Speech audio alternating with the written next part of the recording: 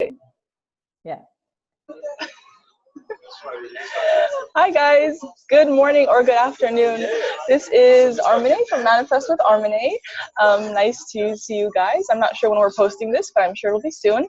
And of course today again I'm with Judith Peterson. Judith B. Peterson. Yay! Hi Judith. Yay! Hi guys. So we're back together. We're back and we're loving it because we had so much fun last time and the time before that we just have so many things we want to talk about, and we figured why not have you guys listen in on our silly little conversations, which are probably useful. They're probably useful. I'm sure they're useful. Yes. So welcome guys. Hi Judith. Hi guys. So today I'm calling in, for those who don't know, yes, I'm actually calling in from Santiago, Chile. So if you see the curtain closed, it's because it's cold and it's gray and it's actually there's snow behind me. Yay. And it's so weird because you look so summery. You're out on the terrace and you're and I miss snow so much. I have not seen snow. I mean, actually I did see snow, but see, I'm in LA, so it's like it's almost summer here pretty much. In a couple days it's summer. And last time I saw snow, I don't know, Judith, was in the mountains during winter. We had to go all the way up in the mountains to see a little bit of snow. So I'm a little jealous. I'm a little jealous of you right now, but hey, we can swap houses anytime. Yeah. Well, it's not a bad idea. Well, there's not actual snow right now in the streets, but it's like the mountains behind me, and we're surrounded. So it's actually quite cute. So in the mornings, I come out and open up the curtains, and there's snow. It looks kind of cute, but it's weird because it's June, and for me, I feel like busting out the Christmas tree, but it's June, so there's no Christmas tree, so it feels really weird. But I'm happy to be back with you. Yes. Letting in all your spring vibes. Yeah, right. My spring vibes. Okay, that sounds pretty good. When you're used to like constant same weather, pretty much all year round, it's I completely lose sense of seasons. I can't even imagine having winter and summer and summer and winter on. Yeah. So weird. Yes. So what we wanted to talk about today, guys, with you and with each other, was the kind of big question of, and if you're trying to deliberately create something, right, Judith, or to manifest something, you are doing it internally, right? You're doing it with your emotions and with your feelings, and you're shifting your vibration. But I guess there's a question that I get asked sometimes, which also makes me think sometimes, because we're all evolving, and there are different moments where we might answer things a certain way, right? So, and this is what's been in my mind. When you're deliberately creating something, manifesting something, is it better to keep it to yourself or to share it with other people? So what's your take on that, Judith? Well, I love that question. And I think it kind of depends on where you are vibrationally. Where are you with that manifestation? It's like, are you still like at the beginning stage, or do you already, you feel like you got some momentum and you're really feeling good about it? I think that's really important. Like, feel where you are yourself. And then the other thing is like, who are you sharing it with? Because I know, right?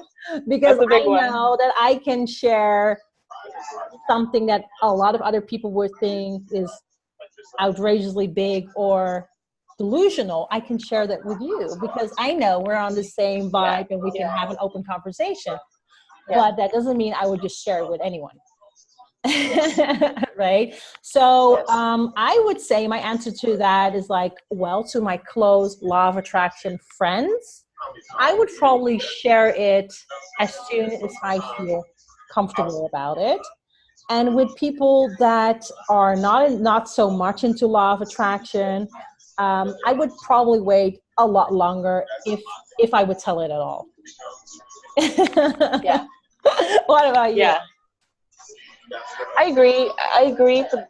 And for the most part, that's what my experience has been, is just that, not only in between each person, there's a difference in preference and what works better or what you should do, but also, on where you're vibrating on a certain subject and just in that moment. Everything I feel like is a moment by moment thing. So that's why like some people want like a solid yes or no, black white answer, but there's nothing black and white about it, right? It's all about understanding where you are, you know, where, like, how big is that gap right now, you know, between where you are and what you want to be.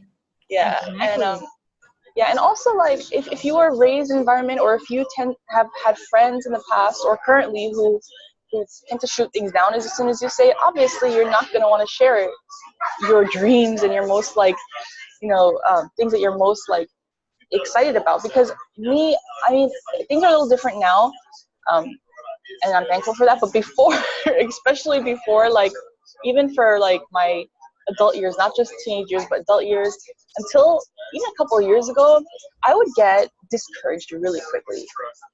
Right. And you know, of course, like 10 years ago, I didn't know feeling discouraged actually meant my vibe is going lower, right?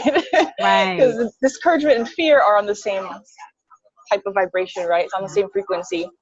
And I just saw it as, oh, like, when I get excited something, I want to share with people, and then I would share people. Yes. And then I feel like as soon as the words escaped my mouth, and I guess as soon as I didn't get that, oh yeah, woohoo, that's wonderful, you should do it. As soon as I didn't get that, I would be like, just deflated, you know?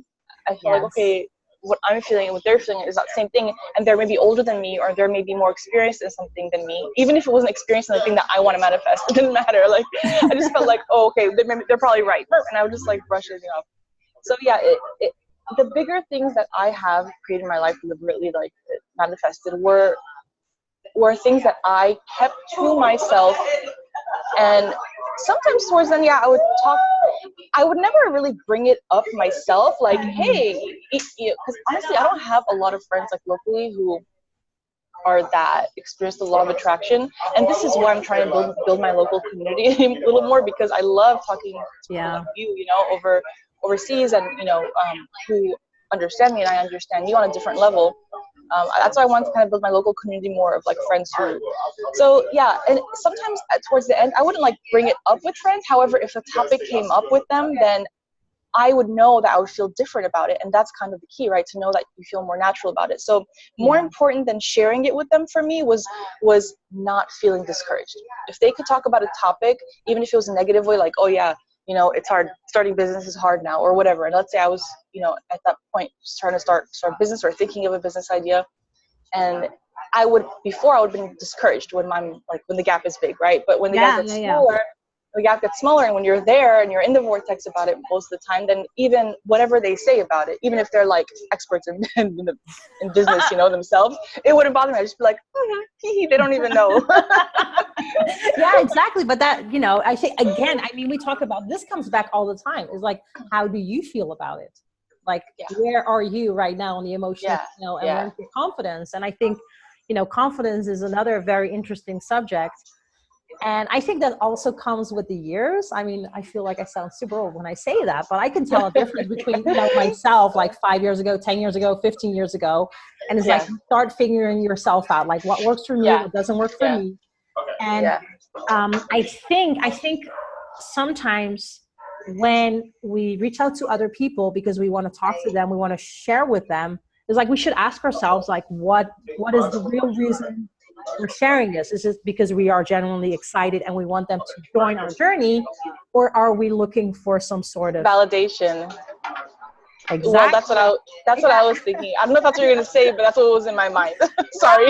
No, that's okay. And I think, you know, again, that's a different starting point of a conversation. Is like, I'm not feeling really sure about this, but I thought I'd bring it up so you can kind of raise my vibration for me. And it doesn't work that way. Yeah, or so you can just tell me it's possible, so now I can believe it, you know? Yes, it's like, can you please, like, yes, it's gonna be fine. You know? And I think it's Sorry. I just want to talk. I keep opening my mouth because I want to say things that I'm too excited. Sorry. Let's go ahead.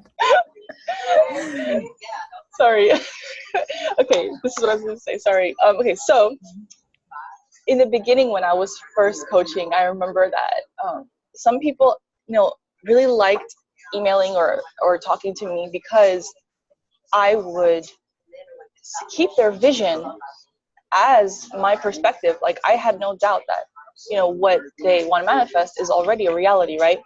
And I think sometimes people get hooked on that because they may not have anyone, in a lot of cases they definitely don't have anyone around them who actually believes they want is possible, especially when it comes to relationships. And if they want a relationship that logically everyone says forget about it, it's not going to happen, then when they hear someone say that anything is possible, and if you want it, then if you desire something, then it's meant to be. So so sometimes people get hooked on talking to us, maybe because we can so like purely see their desire without contaminating it with doubt and with reasoning. Exactly. But I think it's also, you know, I think some people have this idea of coaching. I remember somebody asked me, like, you know, so what is an example of what people talk about? And I gave a few examples, and she was like, well, you know, as a life coach, I'm sure you tell them what's realistic. And I was like, well, I'm a law of attraction life coach, so let me just stop you right there. Like Neville said, if you're looking for a reasonable answer, don't come to me. like I should have that tattooed, you know. Yeah. And exactly. The thing is like, I think what is so beautiful about this work is the non-judgment. Because I am there to hold my client's vision, regardless of what everybody else says. It's like, it's not for me to say it's right, it's wrong, are you insane? Oh, that's easy, that's difficult. No, that's I'm there to hold the vision, you know, and and to guide you. That's it. The only thing that I keep in mind, I guess hopefully all life coaches keep in mind, is, you know, the golden rule. You know, if this is something you would want for yourself, if this is a feeling and experience that you want for yourself and you feel good about it, then you can help someone else achieve it. If it's something like bad that causes pain deliberately for someone else, or it's like something that you don't feel comfortable with and you wouldn't really want part of your life, then I wouldn't work with that person, only because what you wish for someone else, you're actually wishing for yourself. Exactly. And so it's not even when it comes down to morals. It's just that when you help someone create something, you're creating that or more of that in your own life, which can be an amazing, great thing. Great. Yeah. But have you noticed, I don't know if you experienced as well, because I remember that when I was in coaching school, I just started coaching people. There was definitely, I noticed that I bumped against like certain things that I felt, that I realized I had an opinion about. And I was like, oh, this is, you know, interesting energy, because obviously I'm attracting that as well. And, you know, it took me some time to kind of move past that and release those layers. I don't know, what was that like for you? Have you ever had that when you just started consulting, coaching? I think it was really helpful that I started, the point where I started like to understand law of attraction to a point where I could like really comfortably help other people with it. So I started coaching, whether or not I was charging for it, regardless of that. That happened at a time in my life where I felt judged by other people, because I had always been like a goody two-shoes, going by the rules, you know, and then I got divorced, you know. And when you get divorced, I mean, like, I mean, everyone's experience could be different, but in my experience, it was just like, since I don't live in a place where I grew up, everyone who knew me through, you know, people, you know, my ex-husband's family or whatever. And even though there was no like bad, like necessarily like, it wasn't that bad of an energy, I would say. Like, it was just more like, this wasn't for me, you know, and if something's not for you, then it's not really fair in the first place to the other person. So anyway, even though it wasn't like an angry kind of divorce, like at least not overall in general. What it's like all of a sudden you are now labeled, you know, and I didn't have the people around me who grew up with me who know who I really am and who know that, you know, that's just okay. So I'm in divorce, and they would see hope for me, and they would see as, you know, as long as you're happy, you know, you have to be happy in life. But yeah, over here, I just felt kind of judged that, okay, now it was like, okay, we don't know who you are really, but we're meeting you and you're a divorced person. And of course, that comes from an internal thing, because I felt self-conscious about that, because all my life, I was never per se opposed to divorce. I just felt like, you know, there are only certain things that would probably make divorce okay. And anyway, so I'm sure that was from personal judgment, but when I started receiving judgment from outside from that, I kind of was going through that experience myself. So at that point, when I started talking to other people and helping them manifest things that they want, my judgment was so like, I was really like open and understanding of like anything. Like I was not willing to be another person who's judging another person because I was experiencing that myself at the time. Yeah. Yeah. Wow. That was a long answer. But it was a good answer. Well, yeah, I think for a lot of people, there's still a lot of like of that heavy energy attached to divorce. And, Yeah. you know, people kind of really struggle to get through that. My brother actually not that long ago went through a divorce, and that's is really intense. And I've only been seeing him from close by going through that process, and I think it can be very intense. And then to at some point when you kind of finally move to that point of acceptance, then is like, okay, so now I have to navigate myself through life being okay with this.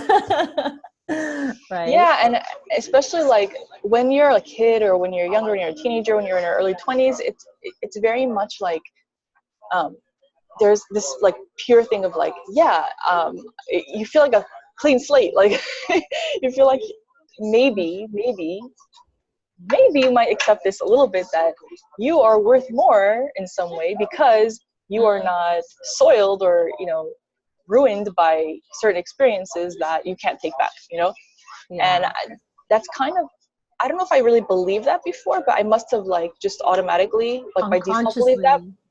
Yeah, because like everything I would do was approved. It was I just happened to be a good student. I just happened to be nice and kind, and people like me, and whatever, Mm-hmm. So when you all of a sudden, like, one event in your life like can change the way people look at you, and obviously the way I was looking at myself in the first place, it's kind of like, it's like especially that like the way you can't take that back, and you're either at peace with it because you're like, honestly, like I was so at peace with it for the most part. I was very at peace with it because I felt like, wow, I can actually have another chance at life. Like I can actually, like, I felt hopeful, I felt like it really helped me get out of my depression because I had to do that in order for a new start. Just like how in The Secret they say, if you're looking for a partner, clean out your closet, half your closet so they have room. Just in this, it's the same concept of like, if something in your life is not good for you, regardless of how hard it is, let it go, because something new that needs to be there, that is your true desire, that is your your purpose, cannot come in until you let go of that. So you said, because you already went through those emotions, and you don't have to share the details of your divorce obviously, but do you feel that you kind of went through a lot of those emotions before you divorced, or was it? Once I actually separated, I was already like 90% out of the marriage. And it's funny because there was a song on the radio at that time where it said, "I'm already gone." I don't know if it was Kelly Clarkson or I don't know, somebody. It was basically about like the relationship ending, but the relationship actually ended a long time ago. It was just like a matter of like. I think it usually does, at least for one out of two. I mean, I remember from a previous relationship as well. It was like by the time I actually left, as in I got my stuff, I was already like 90%. I was already out. I mean, I was just there physically, but I think emotionally I moved on already a long time ago. But then, of course, you have to deal with the actual separation and moving out. But I mean, like, think about it. Like, when you were at that time, when that relationship you're talking about, had you shared with your friends or with anybody outside of your relationship with that person that the relationship is done and what your like plans or intentions were? I think at the time, I did with my best friend at the time, but I think not with a lot of other people for sure.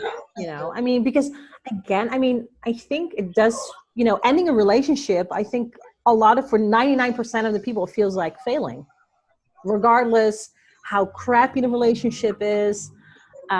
It feels like failing. I think a lot of people experience it as failing. instead of, hey, this Yeah, was an amazing opportunity for me to grow and to learn. I was like, I failed because it didn't work.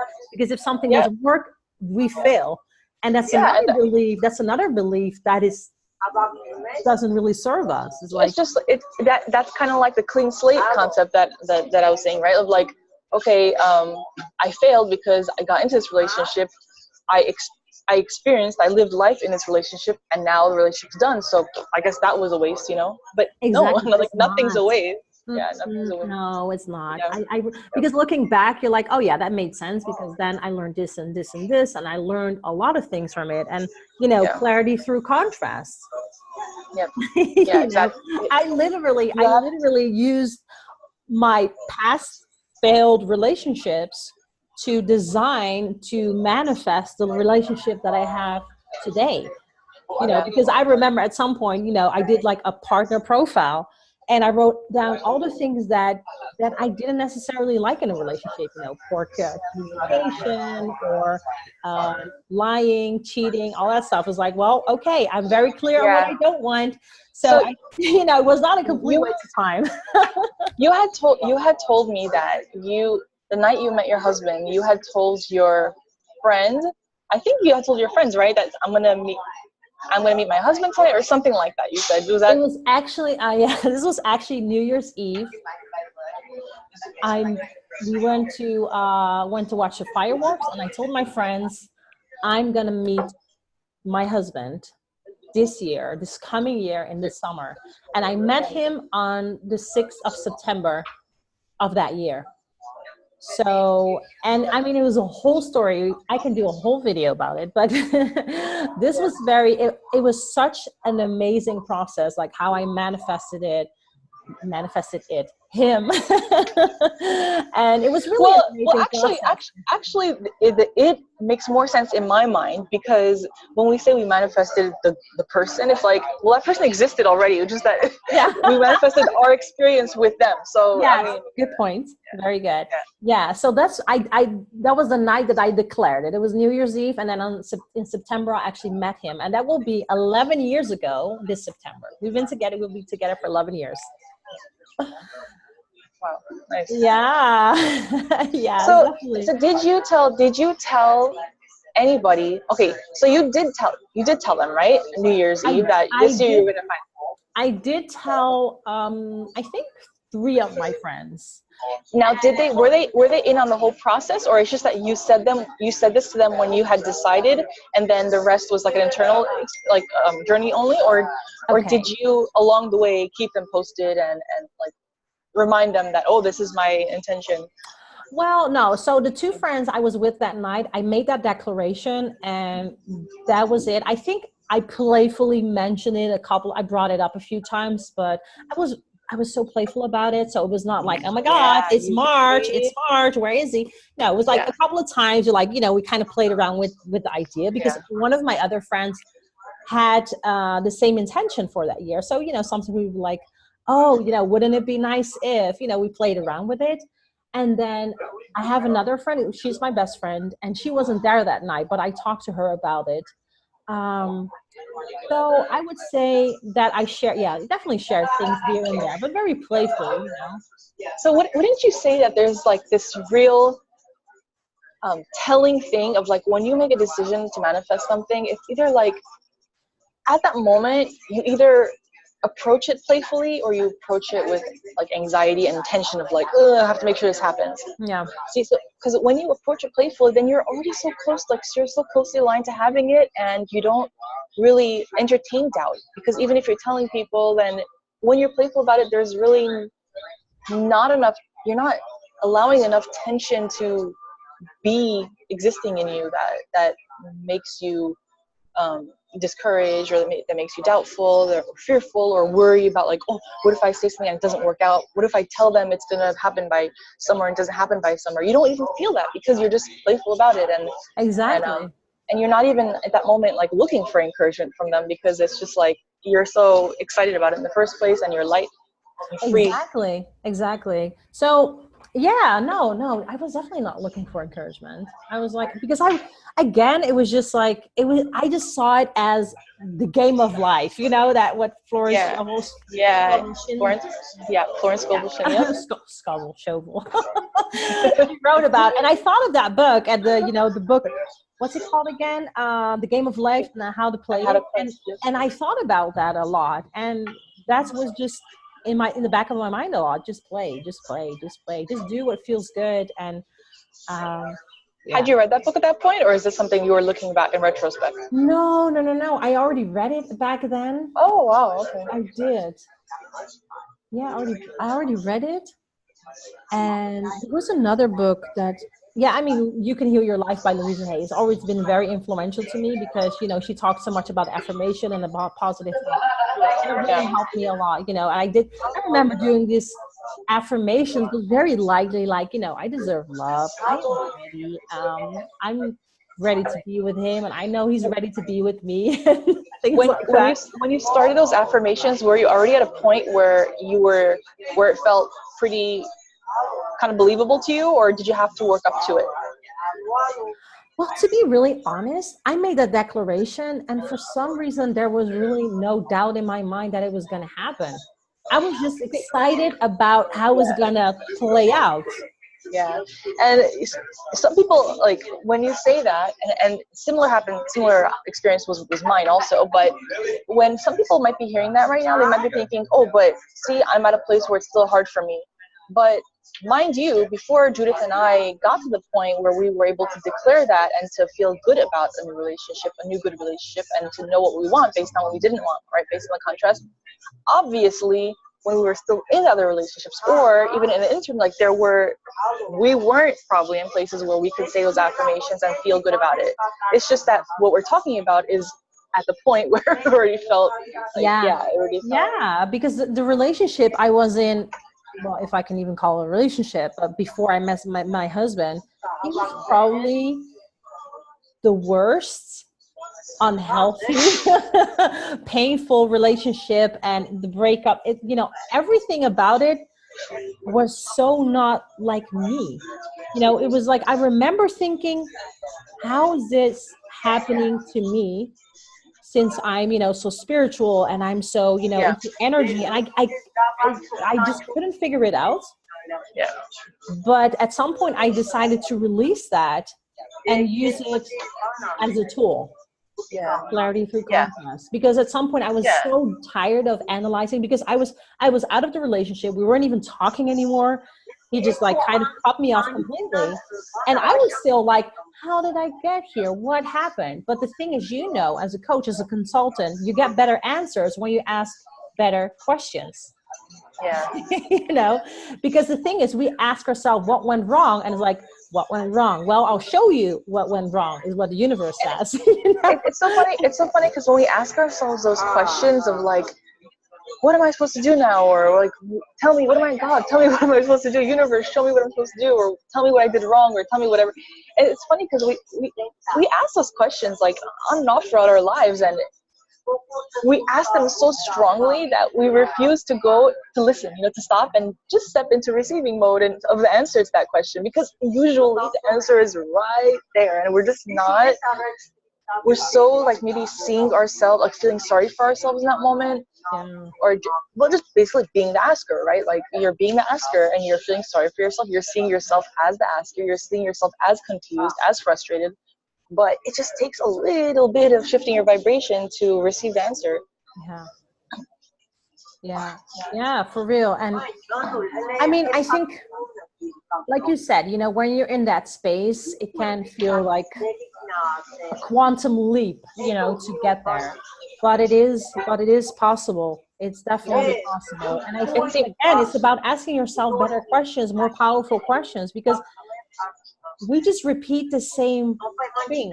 There's this saying, I don't remember how it goes, but it's something like, you cannot have the same thoughts or do the same things and expect a different outcome. And yet we do that over and over and over and over and over Yeah, and over. and And I mean, I we think, get frustrated and we feel like victims. yeah, and then it's like, oh my gosh, I'm gonna throw myself a little pity party, and it's interesting because I even caught myself today, and I think I'm very diligent and very deliberate with my thinking, but there's something for me that I've been working on personally, and I realized I was doing that thing. I was asking myself the same question over and over again. I was like, of course I'm going to get the same answer because this is where my focus is at. Yeah. Why is this particular thing in my life not working? Why does it keep coming back? Why does it keep coming back? Why does it keep coming back? And the universe is like, here you go, here you go, here you go, here you go. You know? And that's really important for listeners, I think, right now, because just because you catch yourself doing certain things that are bad or not good, you're not supposed to do, or not spiritual, or not law of attraction, like it's not what Neville says or what Abraham says, that does not at all determine your level of how master of a manifestor you are at all. In fact, it's the opposite. You are doing exactly what you're supposed to be doing. You are going through emotions and you're going up and down the vibrational scale. You're feeling yourself through it and you're catching yourself in it and you're just fixing it. That's it. Yes. You're tending to your vibration. That's it. Yeah. Fine tuning, you're just, Yep. fine tuning. But I think it's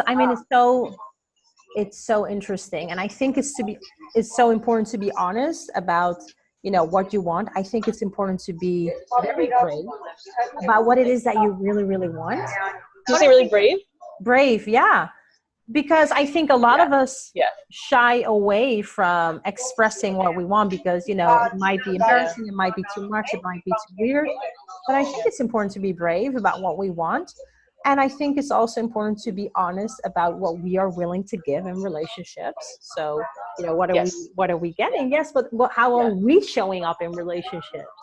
Yes. And I know that you focus on them. That's really important because when you're caught up in the trying to manifest relationship, so many people just forget, like, hey, I can bring this relationship, and that's exciting too. Yes, no, of course. I don't know if I think I told you this already, but I wrote love letters to my husband before I met him. And it was one of the things I talked about, like the things that I would do for him. And I remember like visualizing us having breakfast in bed on Sundays. And I remember, going for walks. And it's like, how am I showing up? Well, I like to give massages, or I like to bring him a coffee every morning. Whatever. It can be something small. It can be something big. But I think it's important to. It's about that feeling because in our mind when we're journaling or we're writing about things or thinking about it, those details like bringing him coffee every morning, that is a manifestation of the feeling, right? Because when you have that feeling of being useful, being helpful, being loving, then that manifests into ideas of how you would do that. So manifestations are not just physical things or experiences. They're also ideas. That is the creation. That's something that comes from you aligning with being on that frequency. And if you're on that frequency, it means that you're there, and someone who is willing to accept that in their life and to appreciate you for it. That's what lets them come in.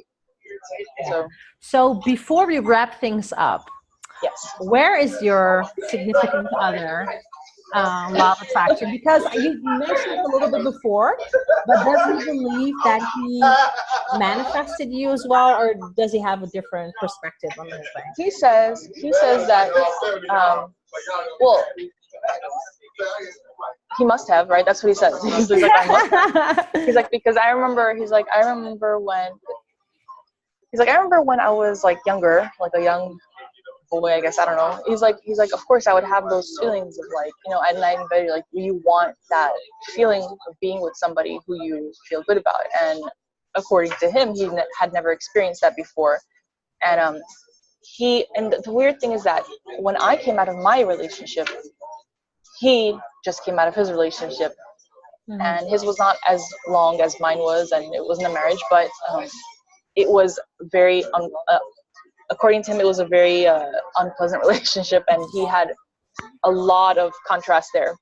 So he does see how he says that, yeah, it's because of that you must have come into my life because I actually let that go in my life, and because I had let my relationship go, and then he let his go, and then we immediately contacted each other. Like it was just like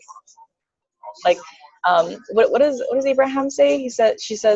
They say something. I was listening to an audio a few days ago. They said something about timing is vibration, or timing is source, or something. And that's really true, because timing is not, we count time as like, days or years or whatever, but just alignment is alignment. So there you go. And it's funny because you were talking about something about, I don't remember what you were saying, but it reminded me of how you always say clarity through contrast, right?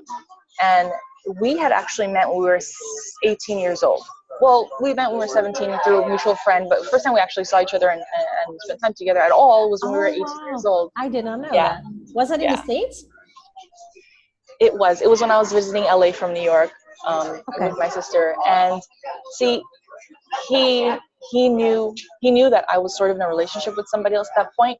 So he is not the kind of person who was gonna kind of move in on that. And I know in some cultures it's like kind of even like exciting for people to do that, but for him, he was like, yeah, there's no way he was gonna say anything to me or even think of being with me, like really, like seriously, when there's someone else in the picture at all.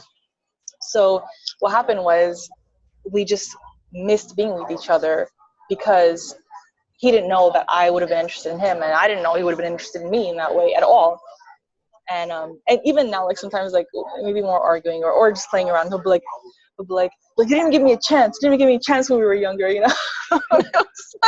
it's like, okay, we're gonna go that far back, But the thing is that had we not experienced in the next from 18 to 28, had I not experienced and had he not experienced from him being 20 to 28, or 20 to 30, all the things that we experienced through all the contrast that we didn't want, that we were experiencing. Not that you have to experience 10 years of it, but after all that, being together after all that, I think was so much more like magical feeling, because we so knew what we didn't want, that being with each other was like this. We were just like, are you serious? Like, are you really like this? Like, is this real? Like, is this feeling real? Or is this like, are you really this wonderful? Yes, I know.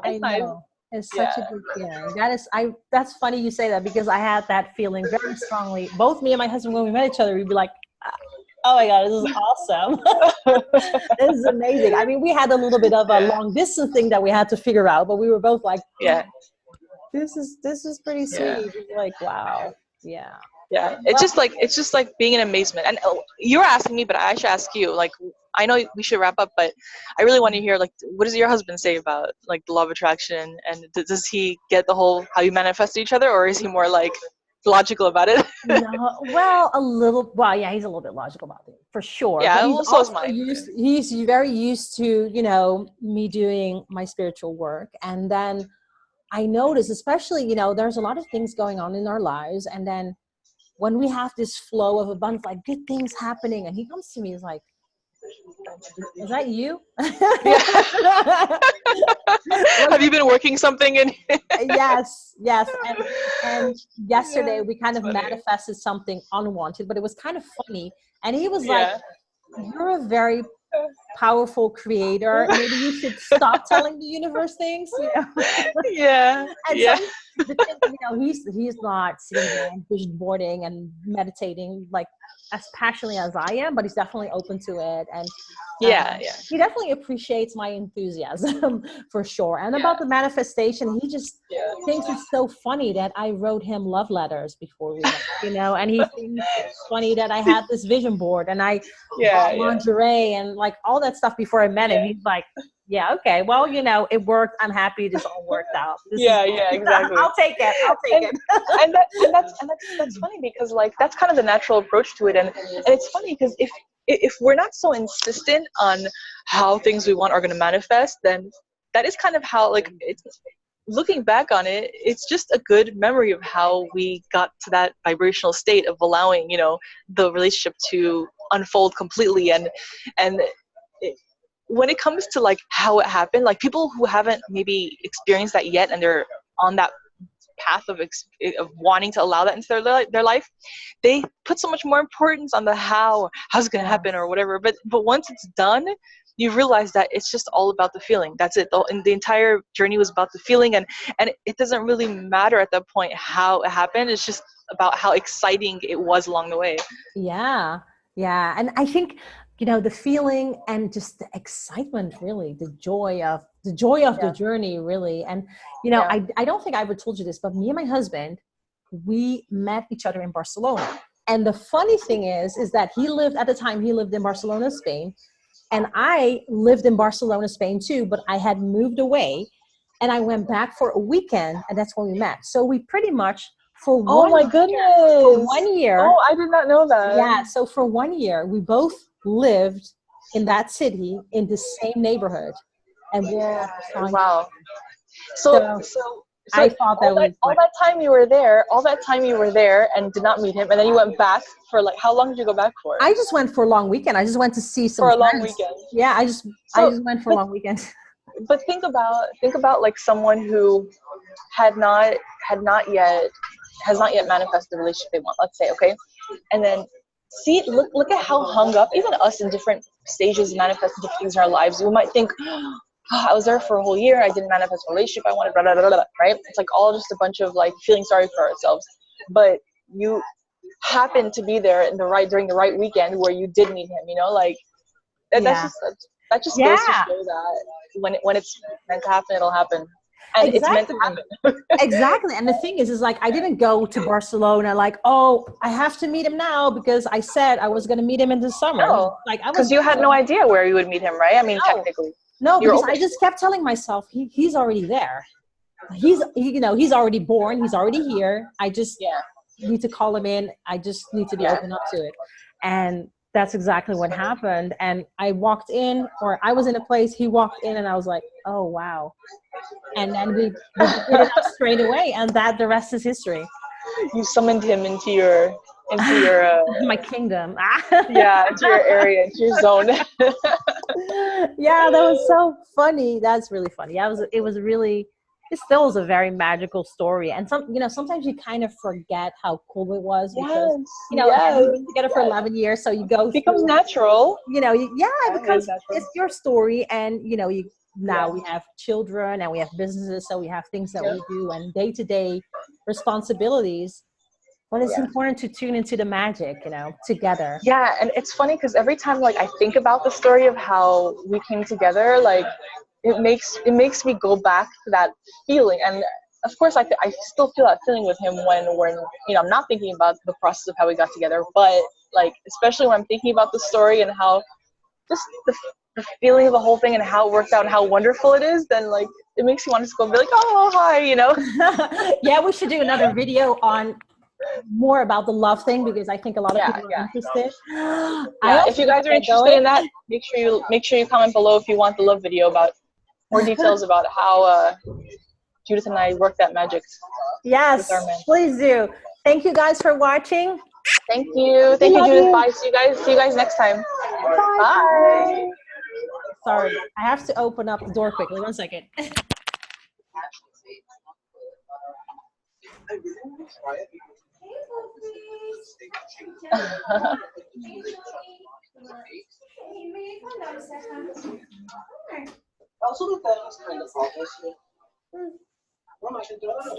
Hello, Secha. Can you still see me? No, I can't. We're recording, but I